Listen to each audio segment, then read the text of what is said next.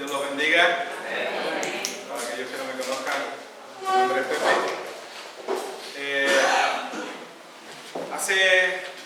Ayer escuché un mensaje que me llamó la atención, porque normalmente siempre escuchamos lo contrario. Y hay un político por ahí muy controvertido que ha hecho unas declaraciones que realmente, cuando yo veo la iglesia como está y la necesidad de hacer iglesia, pues veo que sus palabras son muy elocuentes, muy bellas. ¿Por qué? Porque con el tema de la pandemia, pues todo el mundo está cerrando, quitando, intentando de que no haya ningún tipo de reuniones donde la gente pueda orar y donde se puedan reunir a orar por esta situación. Y él hacía una declaración de que este fin de semana tenían que estar abiertas todas las iglesias y que aquellos gobernadores que no la permitieran los iba a quitar. Quizás lo escuchamos muy introvertido, muy loco en algunos aspectos, pero es lo único que nos queda. Gobernantes que verdaderamente proclamen de que hay que buscar de Dios y que la única situación para arreglar todas estas cosas es Dios. Y tenemos que orar para que nuestros gobernantes, algunos, puedan cambiar su pensamiento y digan, vamos a buscar a Dios. Porque no es cerrando las iglesias, sino abriendo las iglesias y clamando a Dios para que esto se acabe. Amén. El Señor estaba tratando conmigo de cierto asunto y yo estaba cogiendo los mensajes de las últimas veces que he estado por aquí y la verdad es que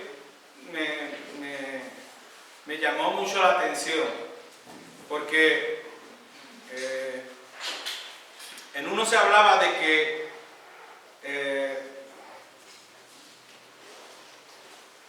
el temor, el miedo, venía precisamente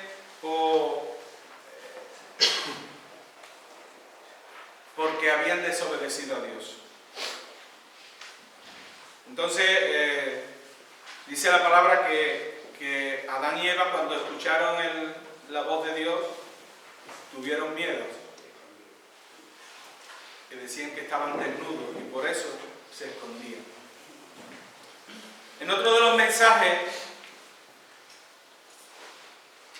Moisés, por lo visto en Éxodo 33, le decía: si yo hallare gracia a tus ojos, muéstrame tu camino para conocerte y hallar gracia a tus ojos. Y el Señor le dijo: mi presencia irá contigo y te daré descanso. Pero con todo con eso, Moisés dijo: si tu presencia no ha de ir conmigo, no nos saques de aquí. Y en el último mensaje hubo dos frases muy importantes. Una de Isaías 55:1, a todos los sedientos venir a las aguas. Hemos cantado esa canción de que solo Él nos puede saciar la sed que tenemos. Amén. Y en Isaías 40, Jehová es nuestro consuelo. La palabra de Dios permanece para siempre, que es el agua de vida. Sí. Y es la grandeza de Dios y lo incomparable Dios que es para su pueblo. Por eso Él da esfuerzo al cansado, sí, multiplica la fuerza y a los que esperan en Él tendrán nueva fuerza.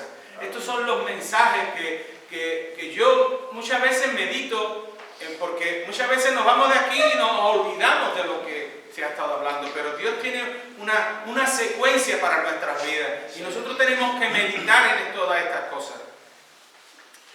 Y yo quiero, pues en primer lugar, porque cuando estaba meditando en las cosas, porque ya hacía tiempo que Nacho me había dicho que tenía que traer el mensaje, yo meditando en estas cosas, coincidió las coincidencias del Señor que Él me dio un libro.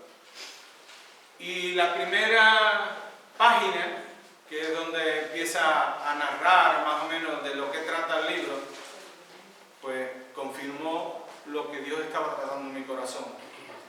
Y se llama cueva. Dice que la cueva es un lugar oscuro y sin salida por el otro lado, normalmente. Hay cuevas que salen por un sitio y otro, pero la gran mayoría son lugares donde no hay luz y donde uno entra por un lugar y ya no tiene salida.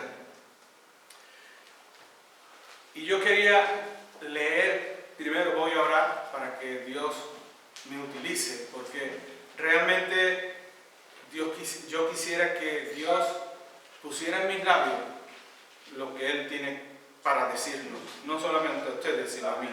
Porque todo este trato que Dios está tratando conmigo primeramente. Y yo necesito, muchas veces, yo le preguntaba, Señor, ¿tú qué es lo que quieres decirme? ¿Qué es lo que estás tratando de decirme? Y realmente, muchas veces, el mensaje viene primeramente para este siervo inútil. Que uno solamente dice lo que el Señor le dice, pero lo que necesita es entender lo que Dios le está diciendo. Señor, te damos gracias, Padre, por tu misericordia y por tu amor, Señor. Quiero, Señor, en este día, Señor, que tú tomes mis labios, Señor, mi mente y mi corazón, y que sea tu Santo Espíritu, Señor, el que tome todo el control de lo que salga por mi boca, Señor. Sí, Señor. Tú conoces la necesidad de cada corazón de los que hay aquí, Sí. y especialmente el mío, Señor. Yo te preguntaba, Señor, ¿qué es lo que tratas conmigo, Señor? Y quizás no lo he entendido, no lo he llegado a entender completamente, pero tú, Señor, en este día puedes hablarme. Aleluya. Por eso, Señor, yo quiero presentarme delante de ti con todas mis faltas, con todas mis debilidades, para que seas tú hablando, Señor. Escóndeme detrás de tu cruz, Señor, y solamente que seas visto tú, Señor. Y que nada de lo que yo diga, Señor, sea por puro pensamiento mío o alguna decisión mía, Señor, sino que sea tu Santo Espíritu, en el nombre de Jesús. Amén. Vamos a leer Primera de Reyes, capítulo 21, del 1 al 16. Dice así la palabra de Dios. Pasadas estas cosas, aconteció que Nabot de Jezreel tenía allí una viña junto al palacio de Acab, rey de Samaria. Y Acab habló a Nabot diciendo: dame tu viña para un huerto de legumbre, porque está cerca a mi casa, y yo te daré por ella otra viña mejor que esta. O si mejor te pareciere, te pagaré su valor en dinero. Y Nabot respondió a Acab: guárdame Jehová de que yo te dé a ti la heredad de mis padres. Y vino Acab a su casa triste y enojado por la palabra de Nabot de Jezreel. Le había respondido, diciendo: no te daré la herencia de mis padres. Y se acostó en la cama y volvió su rostro y no comió. Vino a él su mujer Jezabel y le dijo: ¿por qué estás tan decaído tu espíritu y no comes? Él respondió: porque hablé con Nabot de Jezreel y le dije que me diera su viña por dinero, o que si más quería le daría otra viña por ella. Y él respondió que no te daré mi viña. Y la mujer Jezabel le dijo: ¿eres tú ahora rey sobre Israel? Levántate y come y alégrate, y yo te daré la viña de Nabot de Jezreel. Entonces ella escribió carta en nombre de Acab y lo selló con su anillo, y los envió a los ancianos y a los principales que moraban en la ciudad de Nabot.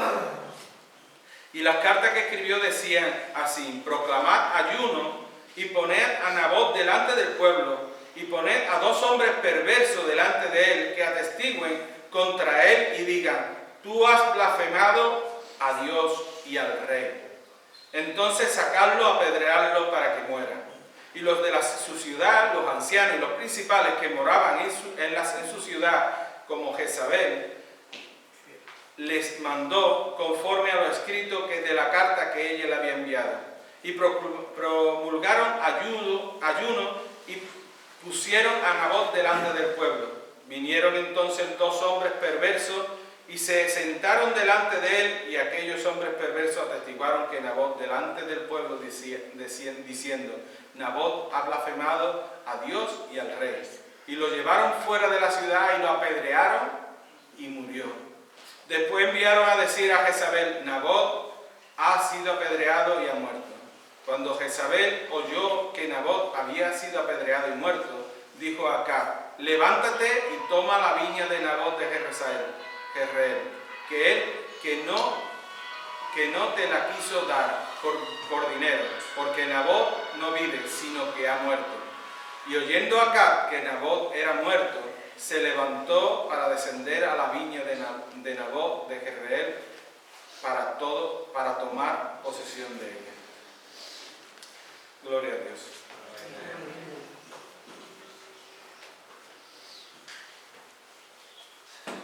Cuando comenzamos este capítulo, comienza con estas palabras: pasadas estas cosas. Y yo voy a estar haciendo una alusión a los capítulos anteriores, al 19 y al 20, sobre todo lo que aconteció anteriormente. Ustedes ya sabéis que Elías, el profeta, tuvo una capacidad de obedecer a Dios y enfrentarse a todo el montaje que el rey de Israel, a través de su mujer Jezabel, habían profanado todas las cosas de Dios, y él se enfrentó y Dios le dio una victoria. Descendió fuego del cielo, hizo un milagro tremendo a través de Elías. Pero este Elías fue amenazado por aquella mujer y perdió la visión y se fue al desierto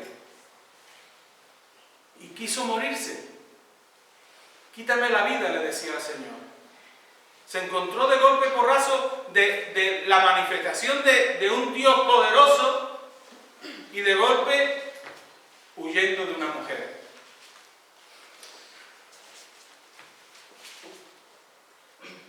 Cuando él está en el desierto, Dios sigue manifestando su poder y le envía comida y agua a través de animales. Y le dice: ¿qué haces aquí, Elías?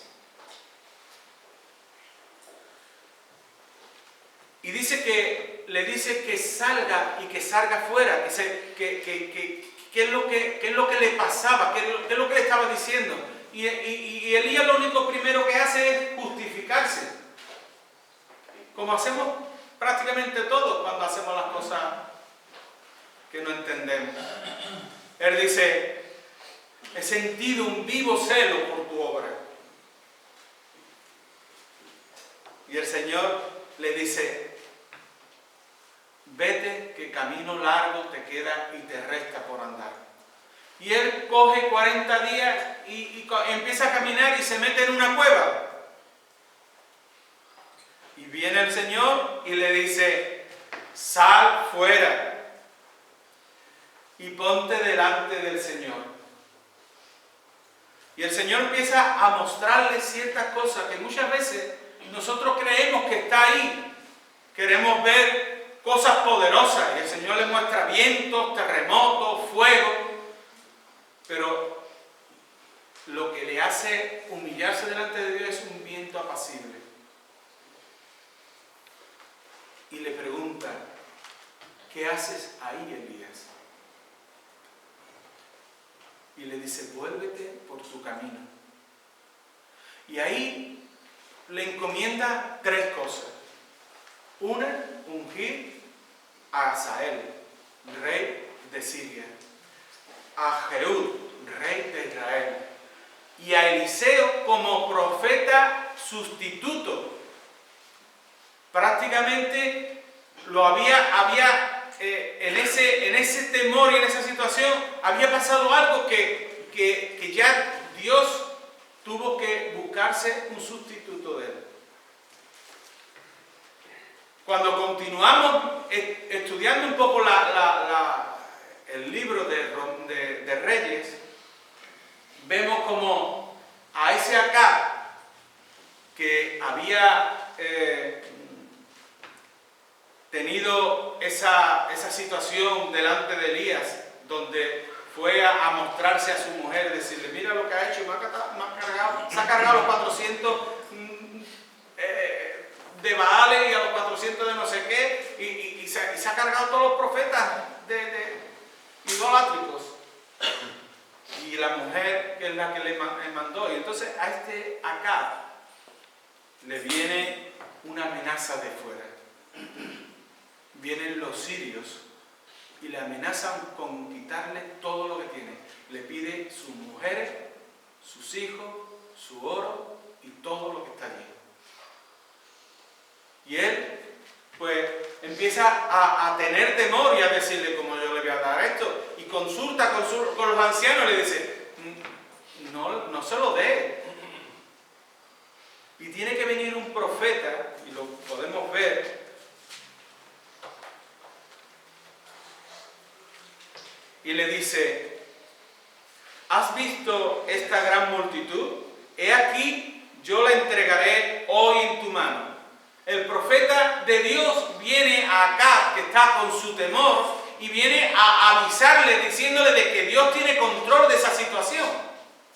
Dice, he aquí que yo te entregaré hoy en tu mano para que conozcas que yo soy Jehová. Un hombre que estaba haciendo las cosas mal y Dios estaba ahí en medio intentando de darle una oportunidad de entender de que tenía que confiar en Dios. Y gana la batalla. Y ya, bueno, aquello fue tremendo. Ya él pensaba que aquello ya, pues, con poca gente ganó a una multitud grande. No reconoció que era Dios, pero el profeta le dice, escucha, prepárate porque esto vuelve dentro de un año. Igual que nos pasa muchas veces a nosotros, Dios nos da victoria y nos creemos que ya lo tenemos todo. Y nos olvidamos de las cosas de Dios. Pero aquel que está intentando, como dice la Escritura, viene a matar, robar y destruir, ese está siempre dispuesto para venir a darte la carga. Y el profeta le dice, dentro de un año prepárate que viene. Pero claro, el enemigo siempre va a evaluar los dioses y el rey de Siria le dice, bueno, escucha, como esta gente le han defendido un dios de la montaña, ahora nosotros vamos a pelear en el llano. Y seguramente ahí no está ese Dios. Y ganaremos. Y Dios vuelve a llamar al profeta y le dice, escucha, ve y lucha, que vas a ganar la batalla. Y gana la batalla. Pero ocurre una cosa que me llama la atención. Cuando después de ganar la batalla, el rey hace un convenio con el rey que lo había estado oprimiendo y queriendo luchar contra él.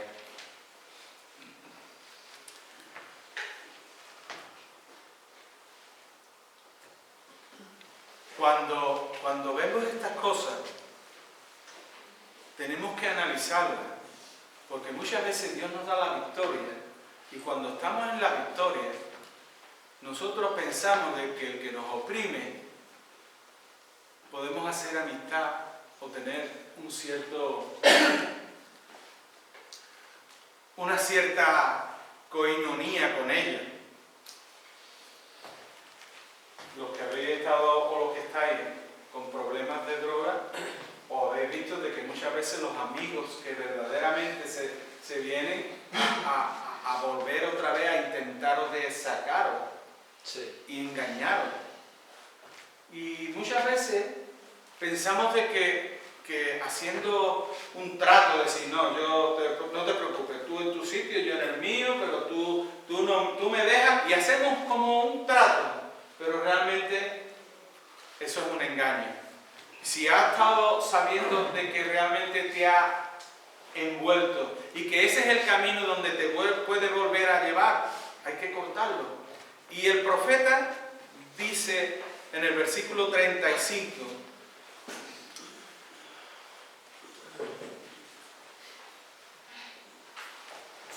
viene un profeta de los hijos de, en el versículo 35 dice, entonces vino un varón de los hijos de los profetas y dijo a su compañero por palabra de Dios, hiéreme ahora, mas el otro no quiso herirle. A mí me llama la atención cuando estamos viendo esta situación, este texto, yo muchas veces como que tengo temor, porque hay veces que Dios te habla con ciertas cosas que parece que son tonterías para ti, pero que son muy fuertes. Dice que aquel dijo, yo no te voy a golpear, y se fue. Y le dijo, pues hoy, tal cual, larga por ahí, un león te va a comer y te va a matar por no obedecer la palabra de Dios. Y efectivamente aquel hombre salió y murió. Y eso me hace que pensar, muchas veces Dios está tratando con nuestras vidas y a veces en lo más simple está queriendo decirte algo y nosotros no lo hacemos caso. Y tenemos problemas y situaciones y nos dan que pensar, pero como que lo vemos como una tontería. Hoy día la gente, tú le hablas de Dios y dices, eso es una tontería. Eso no vale la pena, ni siquiera de valorarlo. Y entonces en el pueblo de Dios nos pasa lo mismo, nos dice Dios cosas en simplezas, en pequeñeces, que nosotros no le damos valor ninguno. Y vienen las consecuencias de esa situación. Entonces le dijo a otro, porque ese no le echó cuenta, y le dijo a otro, golpéame y hiéreme. Y aquel le pegó un golpe y lo hirió. Y él se presentó delante del rey, pero disfrazado, contándole una historia que iba en relación con lo que él había hecho.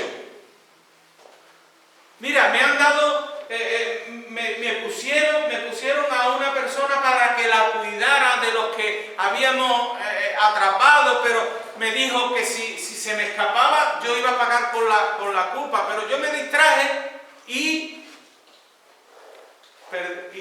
cuando yo me di cuenta ya no estaba.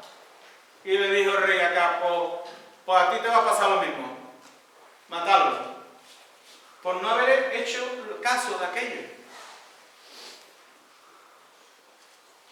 Y entonces él se quitó el disfraz, se quitó la venda y le dijo, eso mismo has hecho tú. Dios te ha dado la victoria y tú has dejado escapar a tu enemigo. Has hecho un convenio con él. Y Dios muchas veces está tratando con nosotros porque dejamos la oportunidad que nos da Dios precisamente para destruir aquellas cosas que vienen contra nosotros y no le echamos cuenta. No le echamos cuenta y queremos hacer balance a nuestra forma y a nuestra manera.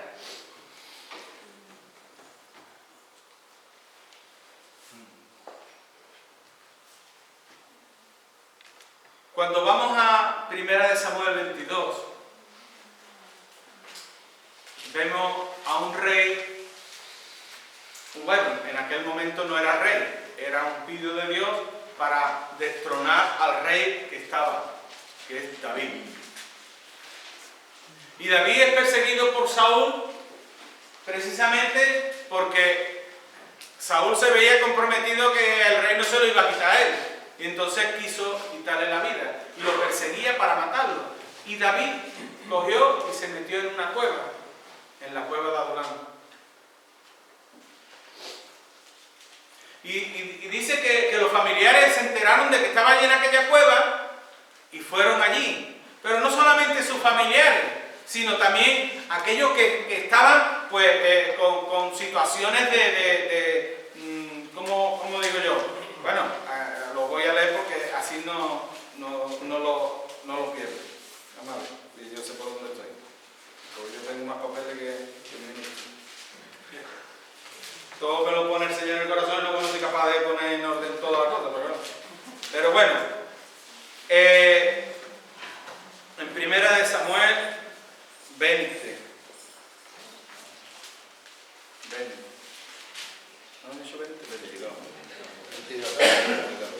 Vale. Dice,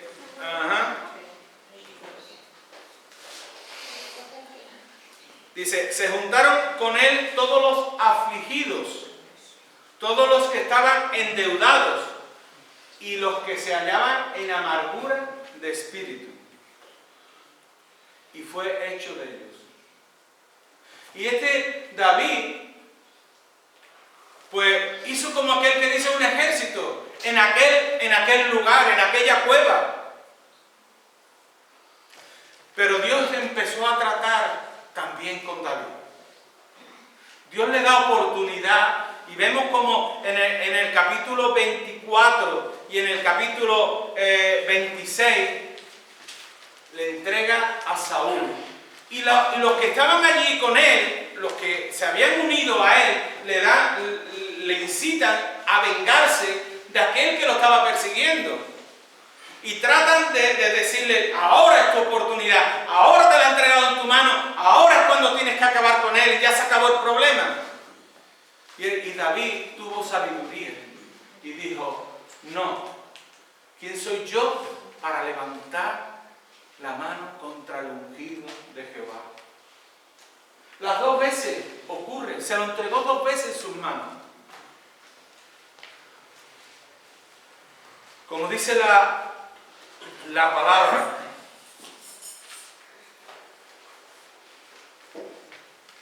él había entendido de que todas las cosas estaban controladas por Dios y no era quien para decidir cómo y cuándo tener que hacer las cosas, sino que había puesto su confianza en Dios y él era el que tenía que quitarlo y a él ponerlo de rey. No tenía que hacerlo por su propia mano.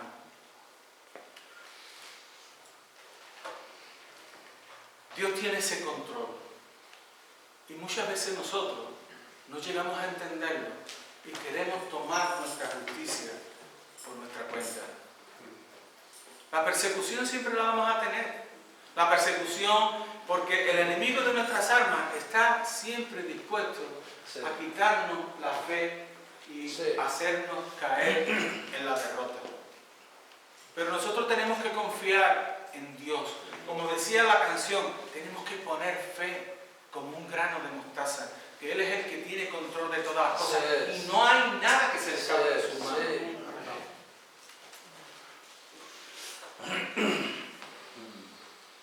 Cuando yo estaba analizando las cosas que había estado escuchando en este tiempo, en las predicaciones, yo miraba y analizaba.